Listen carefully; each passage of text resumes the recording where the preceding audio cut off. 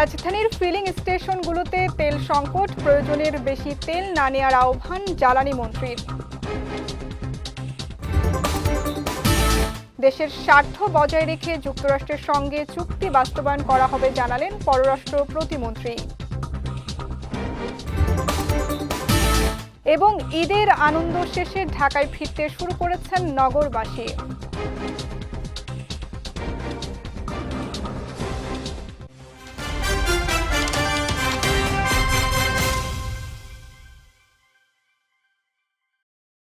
আসসালামু আলাইকুম। পুষ্টিচা নিবেদিত বিজয় রাতের সংবাদে আমন্ত্রণ জানাচ্ছি আমি সঙ্গীতা শাহ। শুনছিলেন শিরোনাম, এবারে বিস্তারিত। রাজধানীর বিভিন্ন ফিলিং স্টেশনে দেখা দিয়েছে তেল সংকট। এমন অবস্থায় ভোগান্তিতে পড়েছেন যানবাহন চালকরা। সোমবার সকাল থেকে ঢাকার বেশিরভাগ পাম্পে জ্বালানি তেলের ঘাটতি দেখা যায়। অনেক পাম্পে তেল নেই নোটিশ ঝুলতে দেখা গেছে। জ্বালানির আশায় এক পাম্প থেকে আরেক পাম্পে ঘুরছেন চালকরা। কোথাও কোথাও তেলের জন্য তৈরি হয়েছে যানবাহনের দীর্ঘ লাইন। এতে চরম দুর্ভোগে পড়েছেন সাধারণ মানুষ। পাম্প মালিকরা জানিয়েছেন, ঈদের ছুটির কারণে টানা 2 দিন ডিপো থেকে জ্বালানি সরবরাহ বন্ধ থাকায় এই সাময়িক সংকট তৈরি হয়েছে। এর আগে Bangladesh petrol pump owners association আশঙ্কা প্রকাশ করে জানিয়েছিল, নিরাপত্তাহীনতা ও জ্বালানি ঘাটতির কারণে যে কোনো সময় দেশের পেট্রোল পাম্পগুলো বন্ধ হয়ে যেতে পারে। যেহেতু আন্তর্জাতিকভাবে তো তেলের সমস্যাই চলতেছে, তাতে আমি বলবো যে ভোগান্তি হইলো, তেল তো পাইতেছি, নাহলে তো আমার এই গাড়িটাই বন্ধ থাকতো। যে অবস্থা দেখতেছি সামনে পাম্প বন্ধ হওয়ার পথে মনে হয় অবস্থা, কারণ আজকে যতটুকু গোলাম তেলের জন্য মনে করেন যে 90% পাম্প বন্ধ। এদিকে জ্বালানি তেলের সরবরাহ সবসময় থাকবে জানিয়ে জনগণকে প্রয়োজনের তুলনায় বেশি তেল না নেওয়ার জন্য আহ্বান জানিয়েছেন বিদ্যুৎ, জ্বালানি ও খনিজ সম্পদ মন্ত্রী ইকবাল হাসান মাহমুদ টুকু। সোমবার দুপুরে নিজ বাসভবনে আয়োজিত সংবাদ সম্মেলনে মন্ত্রী এ কথা বলেন। হরমুজ প্রণালী থেকে তেল আনার ক্ষেত্রে বাংলাদেশের কোনো সমস্যা হচ্ছে কিনা এমন প্রশ্নে মন্ত্রী জানান, শুধু এই পরিস্থিতিতে বাংলাদেশ নয়, সব দেশেরই সমস্যা হচ্ছে। খালি বাংলাদেশের দিকে তাকালে হবে না, আমাদের আশেপাশে যেসব প্রতিবেশী রাষ্ট্র আছে তাদের দিকে তাকাতে হবে। তারা কি মেজার নিয়েছে।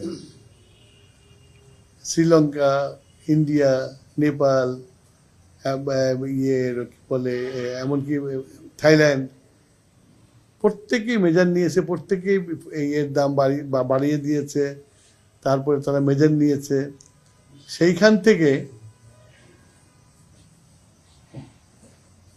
আমরা তেলের দাম বাড়াই নেই, আমরা সরবরাহ কমাই নেই, আমরা সরবরাহ করে যাচ্ছি।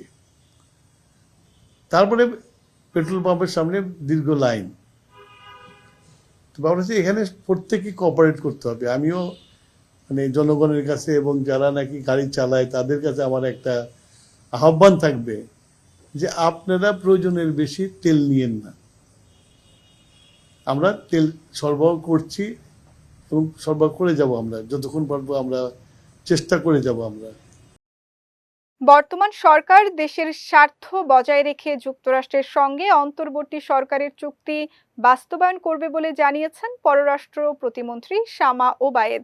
সোমবার দুপুরে গণমাধ্যম কর্মীদের সঙ্গে আলাপকালে এমনটা জানান তিনি। যুক্তরাষ্ট্রের সঙ্গে দেশের একাধিক চুক্তি আছে জানিয়ে পররাষ্ট্র প্রতিমন্ত্রী বলেন, সব চুক্তি নিয়েই আলোচনা হবে। এরপর যে চুক্তিগুলো বাস্তবায়নযোগ্য ও দেশের অর্থনীতিকে সাহায্য করবে সেই চুক্তিগুলো নিয়ে সরকার আগাবে। মধ্যপ্রাচ্য সংঘাতের প্রসঙ্গ টেনে তিনি বলেন, যুদ্ধ শুরু হওয়ার পর সবার আগে নাগরিকদের সুরক্ষিত রাখাকে প্রাধান্য দিচ্ছে সরকার। এছাড়া প্রবাসীদের দেশে ফেরা নিয়ে প্রশ্নের জবাবে তিনি জানান, ইরান থেকে যারা দেশে আসতে চাচ্ছে আন্তর্জাতিক অভিবাসন সংস্থার সহযোগিতায় ইতোমধ্যে 280 জনকে আনা হয়েছে। এই সময় কাতার সহ অন্যান্য দেশের ভিসার মেয়াদ বাড়ানোর বিষয়ে সরকার সংশ্লিষ্টদের সঙ্গে যোগাযোগ করছে বলেও উল্লেখ করেন তিনি। যুক্তরাষ্ট্রের সাথে কথাবার্তা হচ্ছে, তো এখন ওনারা তো একটা সিদ্ধান্ত নিয়েছেন, একটা চুক্তি হয়েছে, সেটা এখন যুক্তরাষ্ট্রের সাথে আমাদের একটা না অনেক চুক্তি আছে, তো সব চুক্তি নিয়ে আলাপ আলোচনা হবে। আমি আবারও বলছি যে বাংলাদেশের মানুষের স্বার্থ রক্ষা করে আমরা চুক্তিগুলোতে যাব। ঠিক আছে না? তো এটা একটা চুক্তি না, যুক্তরাষ্ট্রের সাথে আমাদের আরও অনেক চুক্তি কিন্তু আরও অনেক জায়গায় আরও অনেক সেক্টরে আছে। তো সব চুক্তি নিয়ে আলোচনা হবে, সব যেটা আমাদের বাস্তবায়নযোগ্য, যেটা আমাদের অর্থনীতিকে সাহায্য করবে, সেই চুক্তিগুলো নিয়ে আমরা আগাবো। কারণ আমাদের সব দেশের সাথে কিন্তু আমাদের কাজ করতে হবে, কারণ বাংলাদেশ একটা এক্সপোর্ট ওরিয়েন্টেড দেশ। বাংলাদেশের এখন আমাদের এলডিসি গ্র্যাজুয়েশন মাথায় রেখে, আমাদের সব কিছু মাথায় রেখে আমাদের কাজ করতে হবে। সো এগুলো চুক্তি আলোচনা হবে, আলোচনার ভিত্তিতে সব কিছু হবে। ঈদের আনন্দ শেষে কর্মব্যস্ত ঢাকায় ফিরতে শুরু করেছেন নগরবাসীরা। ঈদের তৃতীয় দিন থেকেই ভিড় বেড়েছে লঞ্চে করে ঢাকায় ফেরা কর্মজীবী মানুষের। সোমবার ভোর থেকেই সদরঘাট লঞ্চ টার্মিনালে ভিড়তে থাকে দক্ষিণাঞ্চল থেকে ছেড়ে আসা বিভিন্ন গন্তব্যের লঞ্চ। যাত্রীরা জানিয়েছেন, ছুটি দীর্ঘ হওয়ায় এবারের ফেরা অনেকটা স্বস্তিদায়ক। লম্বা সময় স্বজনদের সাথে কাটাতে পেরে খুশি সবাই। তারা বলছেন, তবে জীবিকার তাগিদে আবারও নগরীতে ফিরতে হচ্ছে তাদের। এছাড়া ঈদের তৃতীয় দিনেও থেমে নেই ঘরমুখ মানুষের যাত্রা। ঢাকাতে পরিবারের সঙ্গে ঈদ করে এখন আত্মীয় স্বজনদের সঙ্গে দেখা করতে গ্রামে যাচ্ছেন অনেকেই। ঈদের সময়কার ভোগান্তি এড়াতে ঈদের পরেই যাচ্ছেন বলে জানান তারা। সিঙ্গাপুর জেনারেল হাসপাতালে চিকিৎসাধীন প্রধানমন্ত্রীর রাজনৈতিক উপদেষ্টা মির্জা আব্বাসের শারীরিক অবস্থা উন্নতির দিকে বলে জানিয়েছেন সমাজ কল্যাণ মন্ত্রী অধ্যাপক AZM জাহিদ হোসেন। সোমবার এই তথ্য জানিয়েছেন তিনি। জানান, মির্জা আব্বাসের শরীরের বিভিন্ন প্যারামিটারগুলো পজিটিভ সাইন দিচ্ছে, তবে মস্তিষ্কের বিষয় হওয়ায় সেরে উঠতে একটু সময় নেবে জানিয়ে সকলের কাছে দোয়া চান তিনি। সিঙ্গাপুরে অবস্থানকারী মির্জা আব্বাসের একান্ত সহকারী মিজানুর রহমান সোহেল বলেন, স্থানীয় সময় সকাল 10টার দিকে মির্জা আব্বাসকে বেড থেকে চেয়ারে বসিয়েছেন চিকিৎসকরা। এটা পজিটিভ সাইন। আস্তে আস্তে কথা বলতে পারছেন তিনি। ডাক্তারদের নিবিড় পর্যবেক্ষণে চিকিৎসা চলছে। এর আগে 13 মার্চ এভারকেয়ার হাসপাতালে বিশেষজ্ঞ চিকিৎসকদের দিয়ে গঠিত মেডিকেল বোর্ডের সিদ্ধান্তে মির্জা আব্বাসের মস্তিষ্কে অস্ত্রোপচার করা হয়। পৌনে 4 ঘন্টার অস্ত্রোপচার শেষে 2 দিন আইসিইউতে ছিলেন তিনি। এরপর ঢাকা থেকে এয়ার অ্যাম্বুলেন্সে করে গত 15 মার্চ সিঙ্গাপুর জেনারেল হাসপাতালে ভর্তি করা হয় মির্জা আব্বাসকে। এদিকে হাসপাতালে মির্জা আব্বাসের সহধর্মিণী আফরোজা আব্বাস এবং ছেলে ইয়াসির আব্বাস সার্বক্ষণিক পাশে থাকছেন। বাংলাদেশের নাগরিকদের জন্য অভিবাসী ভিসা দেয়া স্থগিত করেছে যুক্তরাষ্ট্র। সরকারি কল্যাণ সুবিধা ব্যবহারের হার বাংলাদেশিদের মাঝে বেশি হওয়ার কারণে এই সিদ্ধান্ত নেওয়া হয়েছে। সোমবার ঢাকার মার্কিন দূতাবাস এক বার্তায় এই তথ্য জানিয়েছে। বার্তায় জানানো হয়, যুক্তরাষ্ট্রের করদাতাদের প্রতি রাষ্ট্রের দায়িত্ব হলো অভিবাসীরা যাতে অবৈধভাবে সরকারি কল্যাণমূলক সুবিধা গ্রহণ না করেন বা যুক্তরাষ্ট্রের ওপর সরকারি সহায়তার বোঝা হয়ে না দাঁড়ান তা নিশ্চিত করা। যেসব দেশের নাগরিকদের মধ্যে যুক্তরাষ্ট্রের সরকারি কল্যাণ সুবিধা ব্যবহারের হার বেশি, বাংলাদেশ সহ সেই সব দেশের নাগরিকদের জন্য অভিবাসী ভিসা স্থগিত করেছে স্টেট ডিপার্টমেন্ট। এই স্থগিতাদেশ শুধু অভিবাসী ভিসার ক্ষেত্রে প্রযোজ্য নয়, যার মধ্যে পর্যটক বা শিক্ষার্থীদের ভিসাও অন্তর্ভুক্ত। এবার পুষ্টি চিনিগুড়া চাল নিবেদিত জেলা সংবাদ।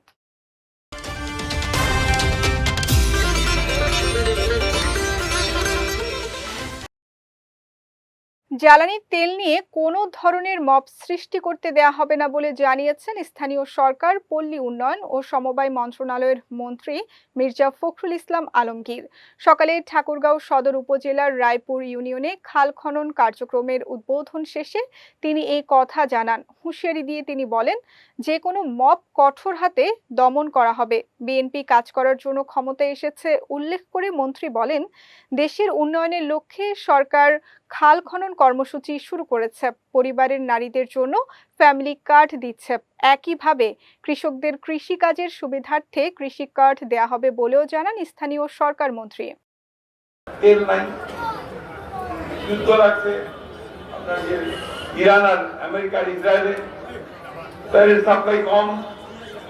এরপর হঠাৎ দেখা গেল যে আমার ঠাকুর কাছে একটা পেট্রোল পাম্প ভাঙিয়ে দিবে, ভাঙিয়ে দিবে। কেন? আজকে কি করছে, কিংবা চায়না নাকি তো ভাই তুমি পাম্পটা ভাঙলে না, অভিযোগ থাকলে যারা দায়িত্বশীল আছে তাদেরকে বলো পাম্প ভাঙবো করে মব আমরা তৈরি করতে দিব না, মদকে আমরা কঠোর হস্তে দমন করবো। সরকারের প্রতি জনগণের ম্যান্ডেট ধরে রাখতে হলে উন্নয়নমূলক কর্মকাণ্ডকে আরও ত্বরান্বিত করতে হবে বলে মন্তব্য করেছেন বিএনপি চেয়ারপারসনের উপদেষ্টা জিয়াউদ্দিন হায়দার। দুপুরে বরিশাল সদর উপজেলার চরকাওয়া এলাকায় স্বনির্ভর খাল পরিদর্শন শেষে সাংবাদিকদের সঙ্গে আলাপকালে তিনি এই মন্তব্য করেন। তিনি আরও বলেন, খাল খনন কর্মসূচি পর্যবেক্ষণের জন্য প্রধানমন্ত্রী তারেক রহমান দেশের বিভিন্ন স্থানে যাবেন। এর মধ্যে তিনি বরিশালকে বেছে নেবেন। খাল খননে অতীতে বরিশাল যেভাবে সাফল্য দেখিয়েছে এবার আরও বেশি সাফল্য দেখাবে বলেও আশা প্রকাশ করেন জিয়াউদ্দিন হায়দার। পরিদর্শনকালে বরিশাল সদর আসনের সংসদ সদস্য Mujibur Rahman Sarwar, Barishal metropolitan police commissioner Mohammad Shafiqul Islam, জেলা প্রশাসক খায়রুল আলম সুমন সহ অনেকে উপস্থিত ছিলেন। আমি মনে করি মাননীয় প্রধানমন্ত্রী জনাব তারেক রহমান উনি বরিশালকে অবশ্যই বেছে নেবেন। ওনার প্রথম দিকে খাল খনন কর্মসূচি পর্যবেক্ষণ করার জন্য উনি দেশের বিভিন্ন জায়গায় যাবেন। আমি বিশ্বাস করি যে উনি বরিশালকে অবশ্যই বেছে নেবেন এবং বরিশালকে ওনাকে আমরা নিয়ে আসবো, যার মাধ্যমে বরিশালের মানুষ, বরিশালের জনগণ আরো বেশি উজ্জীবিত হবে এবং বিভিন্ন খাল খনন সহ বিভিন্ন উন্নয়নমূলক কর্মকাণ্ডকে সামনের দিকে এগিয়ে নিয়ে যাবে। দেশের মানুষ কোনো ধরনের উগ্রবাদকে সমর্থন করে না উল্লেখ করে উগ্রবাদের বিরুদ্ধে সবাইকে ঐক্যবদ্ধ থাকার আহ্বান জানিয়েছেন ভূমিমন্ত্রী মোহাম্মদ মিজানুর রহমান মিনু। বিকেলে চাঁপাইনবাবগঞ্জের নাচুল খুরশেদ মোল্লা সরকারি উচ্চ বিদ্যালয় প্রাঙ্গণে আয়োজিত এক সমাবেশে প্রধান অতিথির বক্তব্যে তিনি এই আহ্বান জানান। বলেন, একটি দেশ তখনই এগিয়ে যায় যখন সেই দেশের অধিকাংশ মানুষ সুশিক্ষায় শিক্ষিত হয়। শিক্ষার উন্নয়নে সরকারের ধারাবাহিক প্রচেষ্টার কথা তুলে ধরে মন্ত্রী বলেন, প্রধানমন্ত্রী তারেক রহমান তার বাবা শহীদ রাষ্ট্রপতি জিয়াউর রহমানের আদর্শ অনুসরণ করে দেশকে উন্নয়ন ও পরিবর্তনের পথে এগিয়ে নেয়ার চেষ্টা করছেন। এ সময় উপস্থিত ছিলেন চাঁপাইনবাবগঞ্জ ২ আসনের সাবেক সংসদ সদস্য আমিনুল ইসলাম, জেলা পরিষদের প্রশাসক হারুনুর রশিদ সহ অন্যান্যরা। একটি দেশ তখনই এগিয়ে যায় যখন তার দেশের সিংহভাগ আবার মা এবং বোনরা তারা যখন শিক্ষায় সর্বোচ্চ স্থানগুলিতে অর্জন করতে পারে, তাদের চূড়ান্ত সে লক্ষ্যে পৌঁছাতে পারে, তখনই সে দেশের অগ্রগতি উন্নয়ন সারা বিশ্বে সুপ্রতিষ্ঠিত হয়। গাজীপুর সিটি কর্পোরেশনের কাশিমপুর ধনঞ্জয়খালী এলাকায় উদ্বোধনের আগেই সড়ক ধসে পড়ার ঘটনায় প্রাথমিক তদন্তে অনিয়মের প্রমাণ পাওয়া গেছে। এই ঘটনায় প্রকল্পের পরিচালক হারুনুর রশিদ এবং প্রকৌশলী শামসুর রহমানকে সাময়িক বরখাস্ত করা হয়েছে বলে জানিয়েছেন স্থানীয় সরকার প্রতিমন্ত্রী মীর শাহে আলম। আজ ধসে পড়া সড়কটি পরিদর্শন শেষে তিনি এই কথা জানান। বলেন, আগের সরকারের আমলে তদন্ত কমিটি গঠন করা হলেও অনেক ক্ষেত্রেই সেগুলোর প্রতিবেদন আলোর মুখ দেখেনি। তাই স্বচ্ছতা নিশ্চিতে আগের সব কমিটি বিলুপ্ত ঘোষণা করে 7 সদস্যের একটি নতুন তদন্ত কমিটি গঠন করা হয়েছে। নতুন কমিটিকে আগামী 15 দিনের মধ্যে প্রতিবেদন জমা দেওয়ার নির্দেশেরও কথা জানান প্রতিমন্ত্রী। পরিদর্শন শেষে সিটি কর্পোরেশনের প্রশাসক শওকত হোসেন সরকারের কাছে ওই 2 কর্মকর্তার সাময়িক বরখাস্তের চিঠি হস্তান্তর করেন মীর শাহে আলম। আমরা এর আগে তদন্ত করেছি, গতকাল এবং পরশু একটি টিম এখানে কাজ করেছে। তারা আমাদের কাছে প্রাথমিকভাবে যে রিপোর্টটি দিয়েছে, এটা কিন্তু প্রাথমিক রিপোর্ট আমি বলছি আমার, যে নিম্নমানের নির্মাণ সামগ্রী ব্যবহার করা হয়েছে। এখানে প্রাকৃতিক দুর্যোগের বিষয়টা এখানে আসছে, এই কারণে এটি ভেঙে পড়েছে। এই টোটাল প্রজেক্টের ব্যয় হচ্ছে 22 কোটি টাকা। এবার পুষ্টি নিবেদিত আন্তর্জাতিক প্রসঙ্গ।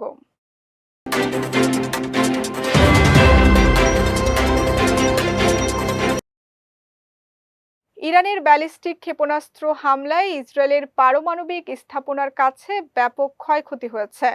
স্থানীয় সময় শনিবার রাতে ইরানের ক্ষেপণাস্ত্র আরাদ ও দিমোনা শহরে আঘাত হানায় অন্তত ৮৮ জন আহত হয়েছেন, যাদের মধ্যে 10 জনের অবস্থা গুরুতর। এই ঘটনায় দিমোনায় কয়েকটি আবাসিক ভবন ক্ষতিগ্রস্ত হয়েছে এবং ৩৯ জন আহত হয়েছেন। ইরানের ইসলামী বিপ্লবী গার্ড বাহিনী IRGC দাবি করেছে হামলায় ২ শতাধিক মানুষের প্রাণহানি ঘটেছে, যদিও ইসরায়েল এখনো কোনো হতাহতের তথ্য নিশ্চিত করেনি। নাতাঞ্জ পারমাণবিক কেন্দ্রের ওপর আগের হামলার প্রতিশোধ হিসেবে এই হামলাগুলো চালানো হয়েছে বলে জানিয়েছে ইরানি রাষ্ট্রীয় টেলিভিশন। এদিকে ইসরায়েলের প্রধানমন্ত্রী বেনিয়ামিন নেতানিয়াহু এই হামলাকে দেশটির জন্য একটি কঠিন সন্ধ্যা উল্লেখ করে ইরানে পাল্টা হামলার প্রতিশ্রুতি দিয়েছেন। ইসরায়েলি সামরিক ও উদ্ধার সংস্থাগুলো ঘটনাস্থলে কাজ করছে এবং আকাশ প্রতিরক্ষা ব্যবস্থার ব্যর্থতার কারণ খতিয়ে দেখা হচ্ছে। যুক্তরাষ্ট্রের নিউ ইয়র্কের লাগার্ডিয়া বিমানবন্দরে উড়োজাহাজ ও গাড়ির সংঘর্ষ ঘটেছে। স্থানীয় সময় রোববার রাতে কানাডার মন্ট্রিয়ল থেকে আসা এয়ার কানাডা এক্সপ্রেসের CRJ-900 উড়োজাহাজটি রানওয়েতে থাকা একটি দমকল ট্রাকে ধাক্কা দেয়। ঘটনার পর বিমানবন্দরটির কার্যক্রম বন্ধ রাখা হয়েছে। খবর পেয়ে তৎক্ষণাৎ ঘটনাস্থলে পৌঁছায় New York fire department. Flight tracking website flight radar 24 এর তথ্য অনুযায়ী উড়োজাহাজটি ঘন্টায় প্রায় 24 মাইল বা 39 কিলোমিটার গতিতে গাড়িটিকে ধাক্কা দিয়েছে। যুক্তরাষ্ট্রের ফেডারেল এভিয়েশন অ্যাডমিনিস্ট্রেশন FAA জানিয়েছে, জরুরি পরিস্থিতির কারণে বিমানবন্দর বন্ধ রাখা সব বিমান চলাচলের সময় প্রয়োজনে দীর্ঘ হতে পারে। এয়ার কানাডার উড়োজাহাজটিতে কতজন যাত্রী ছিলেন বা কোনো হতাহতের ঘটনা ঘটেছে কিনা তা এখনো নিশ্চিত নয়। ঘটনার তদন্ত শুরু করেছে বিমানবন্দর কর্তৃপক্ষ। যাচ্ছি পুষ্টি ড্রিঙ্কিং ওয়াটার নিবেদিত খেলার সংবাদে।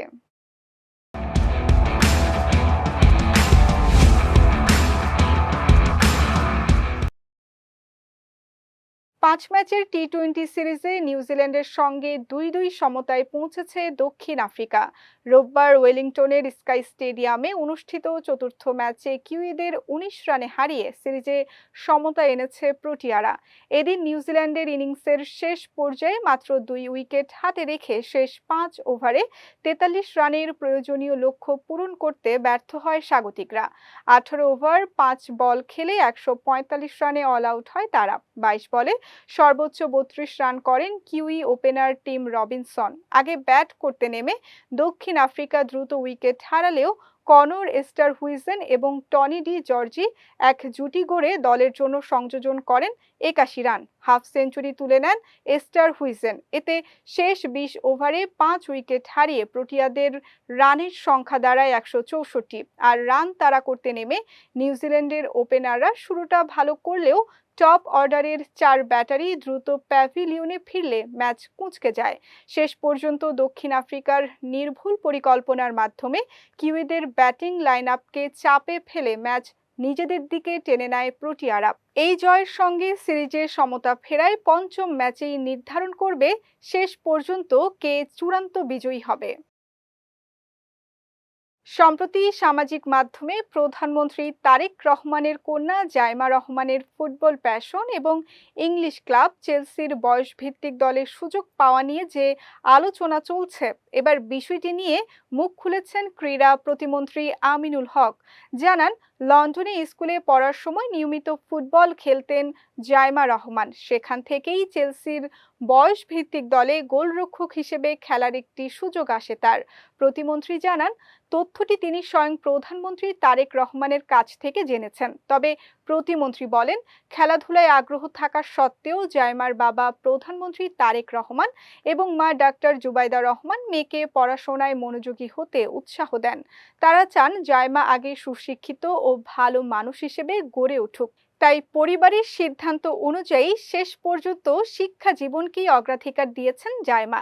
নিজের বক্তব্যের প্রেক্ষাপট তুলে ধরে আমিনুল হক জানান, মিরপুরে ক্রিকেট ম্যাচ দেখতে গিয়ে প্রতিমন্ত্রীর সঙ্গে নিজের গোলকিপিং নিয়ে স্মৃতিচারণ করেন জাইমা রহমান। এই নিয়ে সামাজিক মাধ্যমে দেয়া তার বক্তব্য ভুলভাবে উপস্থাপিত হওয়ায় মূলত এই ব্যাখ্যা দিয়েছেন যুব ও ক্রীড়া প্রতিমন্ত্রী আমিনুল হক। পুষ্টি চা নিবেদিত বিজয় রাতের সংবাদ শেষ করার আগে শিরোনামগুলো দেখে নিচ্ছি আরও একবার।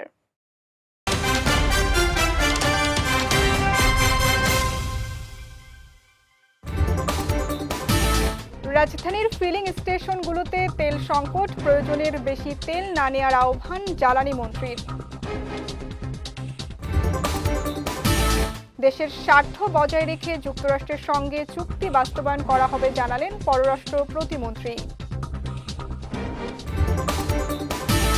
এবং ঈদের আনন্দ শেষে ঢাকায় ফিরতে শুরু করেছেন নগরবাসী।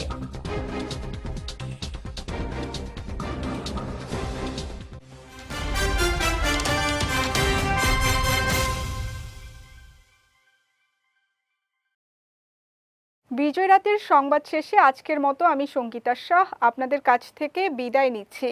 আগামীকাল একই সময়ে নতুন সব খবর দেখতে চোখ রাখুন বিজয় টিভিতে। এছাড়াও আজকের বিজয় রাতের সংবাদের ভিডিও দেখতে পারেন আমাদের ইউটিউব এবং ফেসবুক পেজে।